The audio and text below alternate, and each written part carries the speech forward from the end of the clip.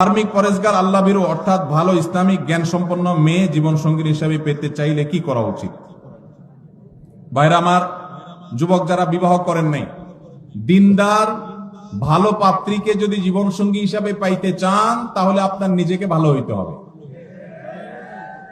আপনি লাগাবেন তাল গাছ, আশা করবেন আম, সম্ভব?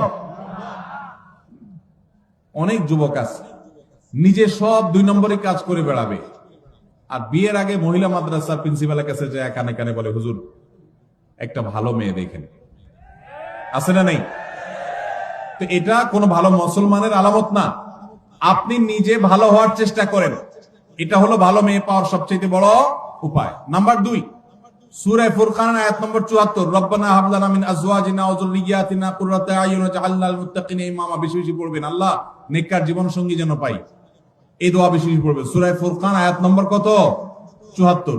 আর নিজে ভালো আমল করবেন আর ভালো নেককারদের সাথে থাকবেন, ইনশাআল্লাহ দেখবেন আল্লাহ ভালো জীবন সঙ্গী দান করবেন।